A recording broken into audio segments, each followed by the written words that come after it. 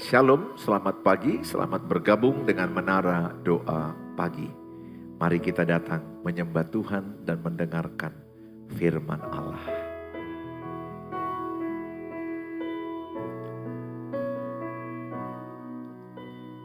Betapa dahsyat Engkau Tuhan, Pencipta segala yang ada, dulu sekarang sampai selamanya. Hanya Engkau Tuhan, tak terselami pikiranmu, tak terukur panjang setiamu, dulu sekarang sampai selamanya. Hanya Engkau Tuhan. Betapa dahsyat, betapa dahsyat Engkau Tuhan, Pencipta segala yang ada, dulu sekarang sampai selamanya. Hanya Engkau Tuhan, tak terselami, tak terselami pikiranmu, tak terukur panjang setiamu, dulu sekarang sampai selamanya. Hanya Engkau Tuhan, ku sembah Engkau Yesus. Hanya Engkau Allah di hidupku, tiada yang lain, hanya Engkau, hanya Engkau Tuhan. Selamanya Kau tetap Allah, walau dunia semua bergoncang, tak tergoyahkan, Kau tetap Allah.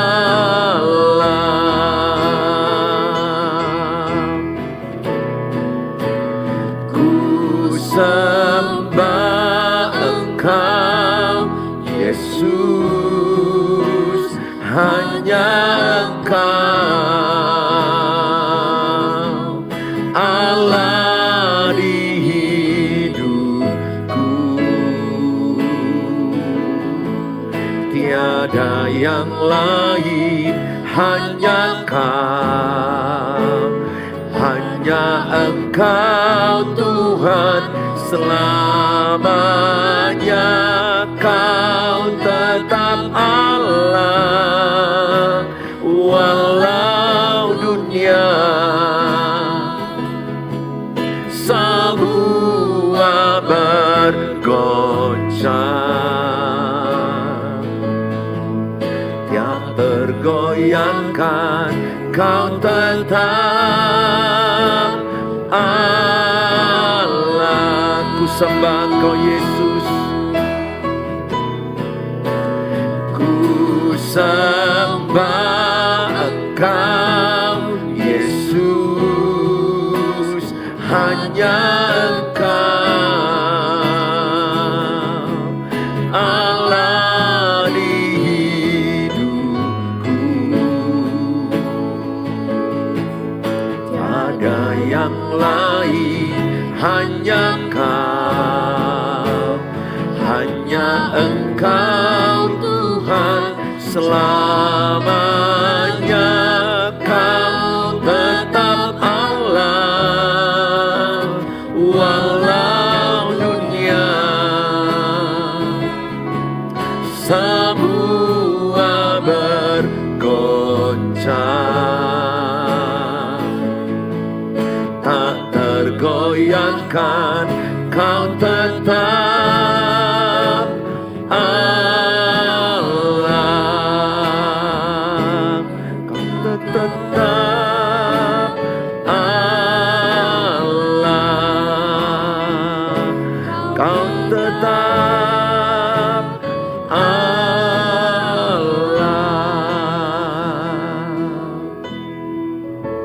Yesus, Kau sungguh baik bagi kami.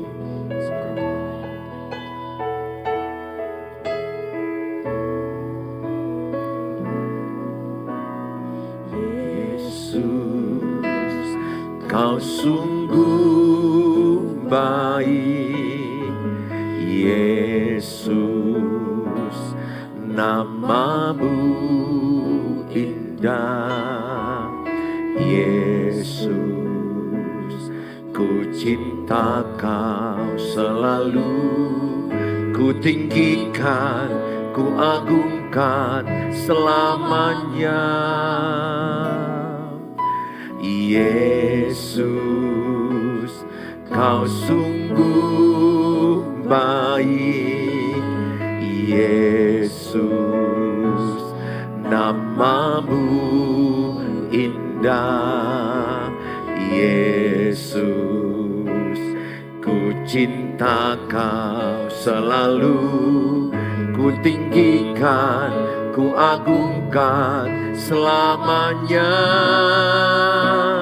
Ku mau memuji-Mu, ku selalu puji-Mu, ku mau menyembah-Mu, ku selalu sembah-Mu. Kau yang layak terima semua pujian, kemuliaan hanya bagi Tuhan. Yesus, Kau sungguh baik, Yesus, Kau sungguh baik, Yesus, nama-Mu indah, Yesus, ku cinta Kau selalu, ku tinggikan, ku agungkan selamanya. Yesus, Kau sungguh baik, Yesus, nama-Mu indah, Yesus, ku cinta Kau selalu, ku tinggikan, ku agungkan selamanya.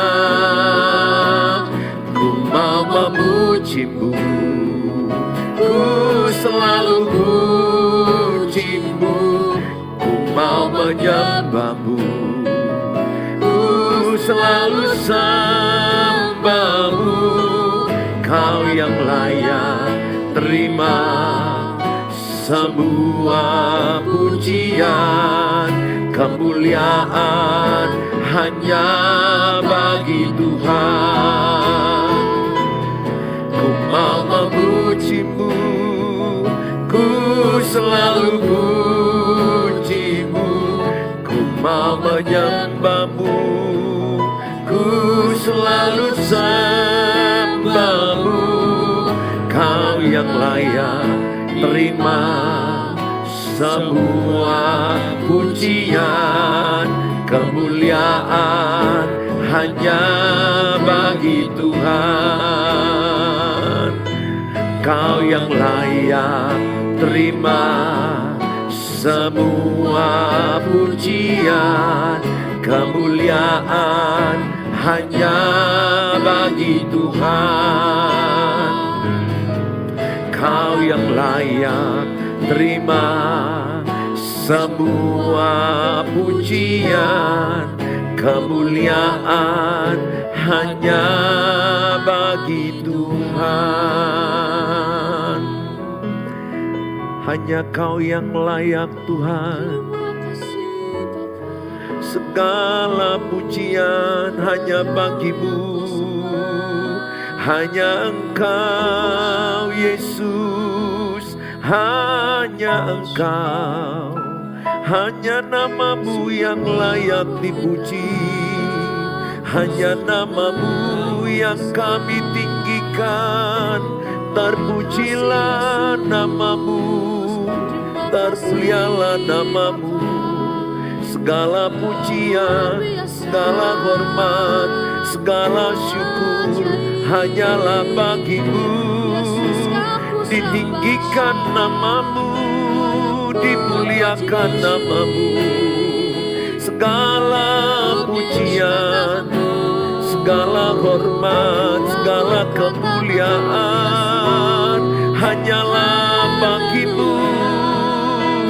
Engkau yang layak dipuji, Engkau layak disembah, Engkau layak dimuliakan. Biarlah setiap lutut bertalut, setiap lidah mengaku Yesus Tuhan, Yesus Tuhan. Terpujilah Engkau Tuhan. Segala pujian, segala hormat, segala kemuliaan hanyalah bagi-Mu. Terima kasih Tuhan. Kami bersyukur.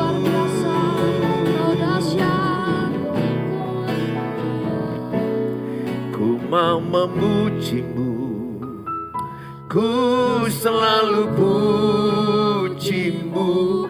Ku mau menyembah-Mu, ku selalu sembah-Mu. Kau yang layak terima semua pujian, kemuliaan hanya bagi Tuhan. Ku mau memuji-Mu, ku mau memuji-Mu, ku selalu puji-Mu. Ku mau menyembah-Mu, ku selalu sembah-Mu. Kau yang layak terima semua pujian, kemuliaan hanya bagi Tuhan.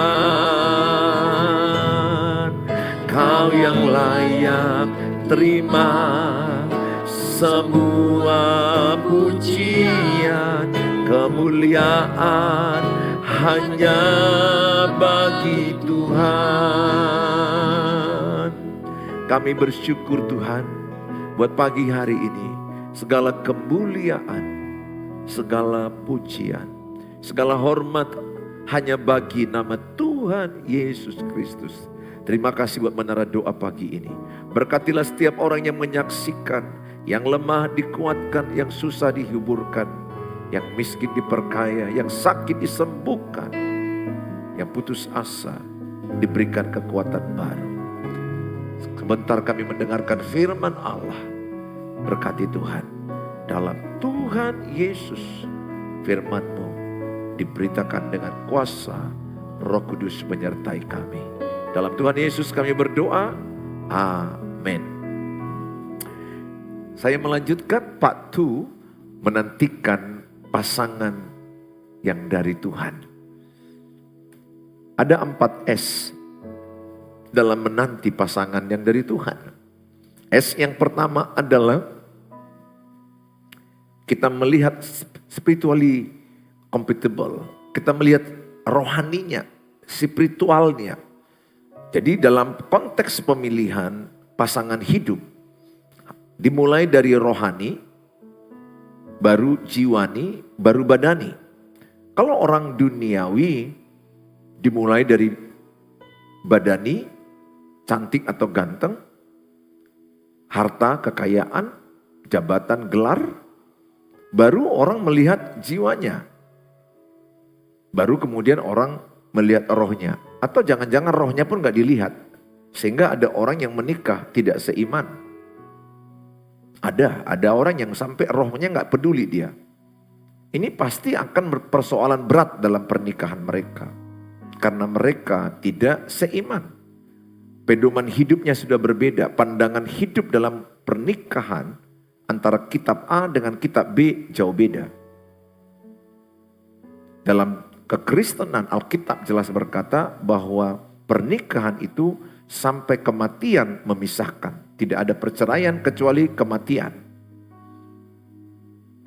Mungkin di kepercayaan lain mereka boleh bercerai, kita tidak boleh. Sehingga sangat penting diawali dengan rohnya dulu, baru jiwa, baru tubuh. Nggak salah melihat tubuh juga harus dilihat. Apakah, bila perlu cek darah, apakah dia mengandung virus HIV? Nggak ada salah kita mencek itu. Karena ada orang yang menikah, ternyata yang dinikahi dia sudah positif AIDS. Dia tidak tahu. Sehingga kita perlu bijak melihat itu. Cek darah nggak ada salah. Sama-sama berani mencek darah. Bahwa pasangan yang dinikahi itu adalah pasangan yang memang sehat.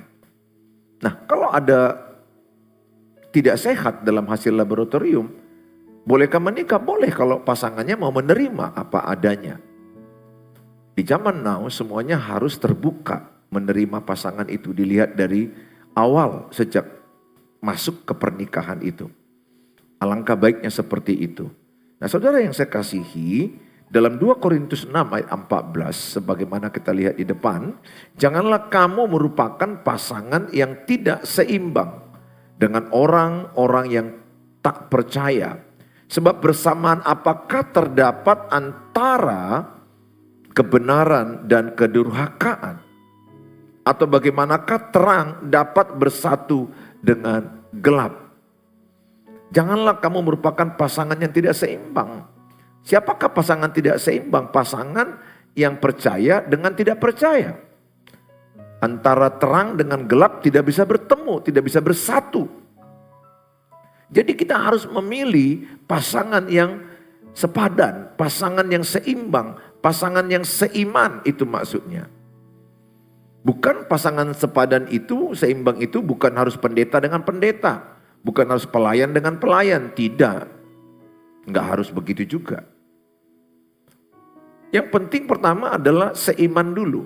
Sama-sama memiliki pondasi dasarnya Alkitab, pedomannya Alkitab. Sehingga segala sesuatu dalam konflik pernikahan nanti, dasar penyelesaiannya itu Alkitab. Apa kata Alkitab? Apa kata firman Allah? Jadi sangat penting satu dasar, satu pedoman, satu buku kitab suci. Nah, oleh karena itu, jangan coba-coba berpacaran dengan yang tidak seiman. Ada banyak orang, anak muda, anak gadis mencoba pacaran tidak seiman dengan harapan nanti pasangannya itu mengikut dia. Tidak. Itu sangat berisiko, bahkan melanggar Alkitab. Sama itu kalau kita menurunkan benda, massa dari atas ke bawah itu lebih mudah. Mengangkat benda atau massa dari bawah ke atas itu lebih sulit. Sehingga menurunkan imanmu lebih mudah. Apalagi kalau engkau sudah terlanjur hamil di luar pernikahan. Kalian sudah terlanjur hubungan tubuh dan hamil si wanita. Engkau Kristen. Kemungkinan besar engkau meninggalkan imanmu. Karena saya sudah melihat seperti itu. Setelah dia hamil, maka dia ketakutan tidak ada suami. Dia ketakutan tidak ada ayah anak-anaknya. Sehingga dia menjual imannya. Dia menjual salib Kristus, meninggalkan imannya. Hanya karena seorang laki-laki. Saya pernah didatangi orang seperti itu berkali-kali. Saya bilang, lebih bagus kamu melahirkan anak ini tanpa ayah daripada hidupmu tanpa Yesus, daripada anakmu tanpa Yesus. Dan berdoalah ke depan ada orang yang menerimamu apa adanya, beserta anakmu dan dirimu dan imanmu. Itu jauh lebih baik daripada engkau menjual imanmu, engkau pindah agama, dan kemudian hidupmu tidak masuk kepada hidup kekal. Hidupmu akan tidak masuk ke sorga. Karena jalan ke sorga itu Yohanes 14 ayat 6, akulah jalan kebenaran dan hidup. Tidak seorang pun sampai kepada Bapa, tidak seorang pun sampai ke sorga tanpa salib Kristus. Ada banyak orang menjual imannya, apalagi kalau dia dari daerah yang mayoritas Kristen, tapi setelah dia pindah ke daerah yang minoritas Kristen, banyak yang saya tahu imannya gugur hanya karena perkawinan. Saya berdoa bagi Bapak Ibu yang mendengar ini, tanamkan sama anak gadismu, tanamkan sama anak mudamu, jangan pernah mencoba pacaran yang tidak seiman. Yang kedua adalah S yang kedua, satu tujuan, menanti dia yang tepat dari Tuhan, satu tujuan, sangat penting satu tujuan. Amos 3 ayat 3 berkata, berjalankah dua orang bersama-sama jika mereka belum berjanji? Jadi sangat penting satu tujuan, sangat penting berjanji dulu. Tujuan pernikahan ini apa? Kalau tujuan pernikahan saudara untuk mewujudkan gambar Tuhan, tujuan pernikahan untuk memberkati keluarga-keluarga lain, tujuan pernikahan untuk melahirkan generasi ilahi, generasi yang takut akan Tuhan, maka tujuan itu menjagai pernikahan kalian. Apa jadinya kalau pernikahanmu beda tujuan? Yang satu tujuannya untuk memuliakan Tuhan, yang satu tujuannya untuk memuliakan dunia, untuk kesenangan dunia, have fun, hedonisme. Bagaimana bisa antara daging dan roh bersatu? Bagaimana bisa kalau kalian beda tujuan? Yang satu tujuan hidupnya mau melayani Tuhan, mau sungguh-sungguh menyerahkan hidup melayani Tuhan dalam pernikahan, dalam keluarga nanti. Yang satu tidak mau pelayanan, yang satu tidak mau bergereja bahkan, padahal sama-sama Kristen. Sama-sama Kristen pun banyak bermasalah dan bubar. Kenapa? Tidak punya tujuan yang sama. Sebaiknya memang kalau yang satu melayani Tuhan, kalau bisa dapat juga pasangan sama-sama pelayanan. Itu jauh lebih kokoh, lebih kuat. Tidak harus dua-duanya aktif. Tapi paling tidak dia terlibat dalam pelayanan gerejawi. Supaya nanti tidak ada konflik persoalan di rumah. Karena suami pelayanan terus atau contohnya istri pelayanan terus. Jadi bisa diseimbangkan, dipahami bersama pelayanan itu seperti apa. Beda tujuan pasti akan bermasalah. Dan sangat penting memahami apa tujuan Allah dalam pernikahan. Pada part 1 saya sudah terangkan tujuan Allah dalam pernikahan untuk mewujudkan gambar Allah, memultiplikasi gambar Allah, melahirkan generasi ilahi. Generasi yang menaklukkan dunia. Generasi yang takut akan Tuhan. Berdasarkan tujuan itulah kita bergerak.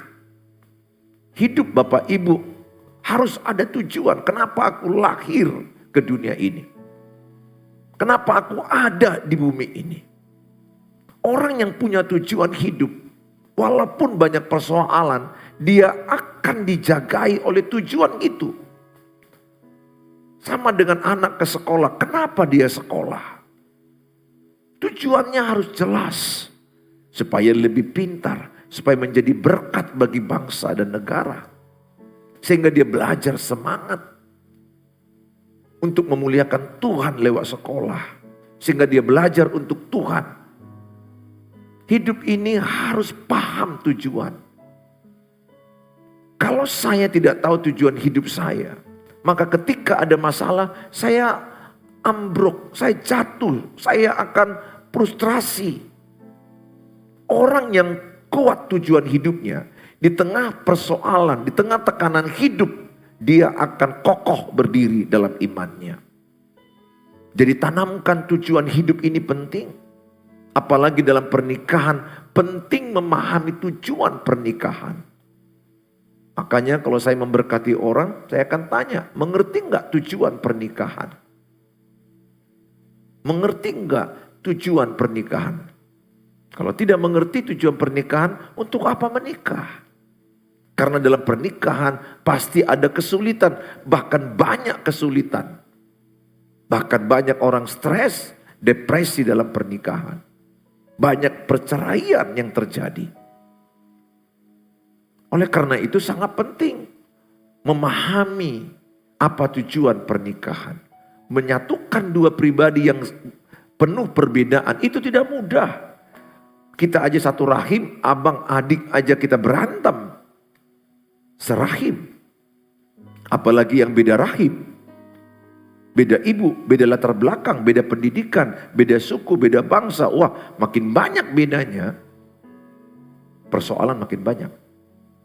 Tapi tidak ada masalah dengan perbedaan itu kalau kita saling beradaptasi, saling memahami, saling melengkapi. Justru perbedaan itu diciptakan Tuhan untuk saling membangunkan, saling melengkapi, saling menguatkan. Oleh karena itu, harus ada tujuan menikah. Ketika anakmu mau menikah, tanya, untuk apa kau menikah? Apa tujuanmu menikah? Kalau dia bilang untuk memuliakan Tuhan lewat pernikahan saya.